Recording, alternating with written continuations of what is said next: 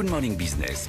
Les GAFA sont-elles devenues incontrôlables? Les chiffres publiés hier soir parlent d'eux-mêmes. 5,2 milliards de dollars de bénéfices pour Amazon, 11 milliards pour Apple, 5 pour Facebook, 7 pour Alphabet, la maison mère de Google. Une santé financière insolente alors que l'économie mondiale traverse une crise sans précédent.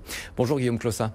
Bonjour Stéphane. Vous êtes ancien conseiller spécial du vice-président de la Commission européenne en charge des questions du numérique, auteur d'un rapport, auteur également d'un livre, Media for Good, aux éditions Débat Public. Un commentaire d'abord, 28 milliards de dollars de bénéfices cumulés pour les GAFA. Avec cette puissance économique, elles peuvent se permettre de jouer à jeu égal avec des États. Ce qui est certain, c'est que les GAFA, Google, Amazon, Facebook, Apple, sont des puissances économiques mondiales, présentes partout dans le monde, et que paradoxalement, elles profitent de toutes les situations. Et on l'a vu dans la crise du Covid, elles ont été incontournables, et elles ont encore plus profité du Covid que la plupart de l'économie qui a plutôt souffert.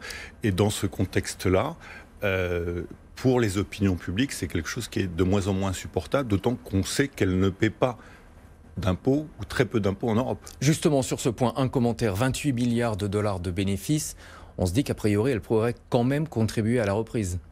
Elles pourraient et elles doivent continuer à la reprise. Et le sujet est celui qui a été exposé au Congrès américain, c'est leur contribution à l'économie et à la société, aux sociétés nationales, aussi bien aux États-Unis qu'en Europe. Donc elles ont une responsabilité particulière, d'autant que ce sont des puissances économiques, technologiques, et même sociétale. Elles sont un peu tentées de fixer les règles du jeu. D'ailleurs, elles sont soupçonnées d'abus de position dominante. Et c'est pour ça que les patrons des GAFA ont été entendus par le Congrès américain cette semaine. C'est-à-dire que pendant très longtemps, on a considéré qu'il ne fallait pas mettre de règles du jeu trop rigides pour ces sociétés, pour qu'elles puissent se développer rapidement. Et en fait, elles ont, ce que l'économiste Jean Tirole a très bien dit, un rôle de puissance structurante sur des pans entiers de nos économies et de nos sociétés.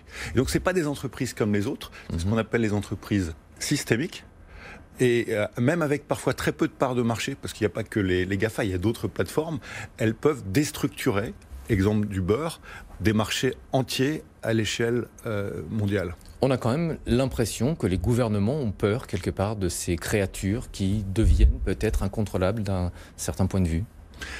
C'est un rapport qui est compliqué parce que c'est à la fois de la peur, de la fascination, et puis ce sont des puissances qui emploient des centaines, voire des millions de personnes dans le monde. Et donc c'est aussi des facteurs de croissance. Donc il y a une relation ambiguë entre les gouvernements et ces entreprises, d'autant qu'elles sont dans la vie quotidienne des gens. Tous les jours, vous faites des recherches sur Google. Tous les jours, vous utilisez Facebook. Plus d'un Européen sur deux utilise Facebook.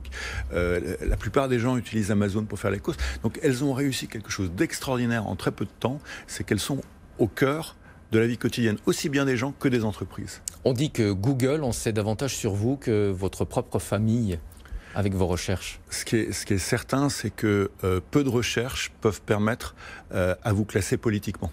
Et donc ça, c'est un vrai sujet, parce que tout le fondement de nos sociétés démocratiques, libérales, depuis la Révolution française et encore plus depuis l'après-guerre, c'est la liberté d'opinion et c'est le secret de ses choix politiques. Et aujourd'hui, on peut, en quelques clics, savoir pour qui vote quelqu'un. Et ça, c'est quelque chose qui est problématique dans nos démocraties. Guillaume, vous avez travaillé sur ce sujet des GAFA. Est-ce qu'on sait si elles coopèrent avec les services de renseignement, puisqu'on vient de plus ou moins de répondre à la question. Elles en savent parfois beaucoup plus que les services de renseignement des États. Il y a eu des polémiques à ce sujet, parce qu'elles ne voulaient pas coopérer par exemple Facebook ou d'autres, avec les services de renseignement américains.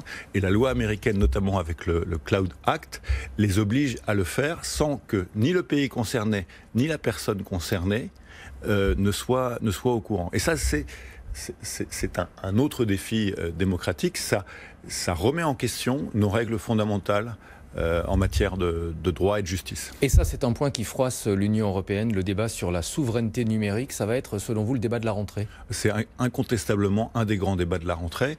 À partir du moment où l'Europe fait un plan de relance historique de 750 milliards d'euros, que ce plan de relance a quasiment partout une conditionnalité numérique, on n'a pas forcément envie d'enrichir les GAFA. D'autant que la perception de plus en plus grande, c'est que les GAFA se comportent comme des sociétés coloniales du XVIe ou du XVIIe siècle, comme nous, en fait, Européens, l'avons fait autrefois avec nos colonies. C'est-à-dire qu'elles captent la valeur économique, elles captent les informations sur les gens, c'est les données, mais aussi elles captent les talents, et les talents qui sont clés pour la relance de notre économie. Par exemple, aujourd'hui, à l'heure de l'intelligence artificielle et du big data, on a besoin de data scientists et de spécialistes de l'intelligence artificielle, et ces sociétés prennent l'essentiel de nos talents formés en Europe par des systèmes de formation européens et les mettent à leur service. Et elles prennent même parfois des gens qui travaillent pour la défense ou la sécurité nationale des différents États membres. Et ça, c'est problématique. Vous avez longtemps travaillé pour la Commission européenne. On a l'impression d'avoir raté quelque chose. Google, Amazon, Facebook, Apple, on peut rajouter Microsoft. Il n'y a pas un Européen. Je crois que le vrai sujet, c'est que pour développer des entreprises européennes de taille mondiale, il faut un vrai marché européen, et il faut aussi des financeurs européens qui valorisent aussi bien qu'aux États-Unis et un système de défense qui permet en fait d'expérimenter. Et on n'a pas ça par rapport aux États-Unis. Et donc la question pour l'Europe, c'est de savoir si nous voulons, pour développer des géants européens, devenir une vraie puissance économique et géopolitique mondiale. C'est l'enjeu finalement du plan de relance et de ce qui est en train de se jouer, mais le débat n'a pas été mené à terme. C'est le moment de le faire. Le fait de ne pas avoir de géants européens dans le secteur du numérique, est-ce que ça ne pose pas un problème à l'Union européenne quand elle prend des mesures contre une décision contre les géants du numérique? C'est forcément contre un groupe américain, et du coup elle est systématiquement, la Commission, soupçonnée de prendre une décision politique. Très clairement, mais en même temps, elle doit le faire. Et donc, le sujet, c'est que chaque fois qu'on prend une décision contre un GAFA, ça devient, surtout à l'ère de Donald Trump, un enjeu géopolitique qui renforce les tensions entre l'Union européenne et les États-Unis. C'est extrêmement malsain. Et pour moi, le sujet aujourd'hui, c'est de développer dans la nouvelle révolution industrielle qui est à la croisée de la santé et de l'intelligence artificielle, des géants européens qui seront capables de collecter les données des citoyens dans le cadre des règles européennes et de créer les conditions d'un système d'information sanitaire qui nous permettra de gérer les crises. Mais pour ça, il faut une volonté politique européenne, et il faut que le plan de relance de 750 milliards permette aussi d'investir massivement sur ces sujets. Ce n'est pas évident que ce soit le cas aujourd'hui. Donc tout va se définir dans la mise en œuvre, la mise en musique des plans nationaux et du plan de la Commission européenne. Merci Guillaume Clossin, vous êtes un homme multicasquette, fondateur d'Europa Nova, ancien conseiller spécial du vice-président de la Commission européenne en charge du numérique et auteur, on le rappelle, d'un livre Media for Good aux éditions Débat Public. Merci beaucoup. Merci Stéphane.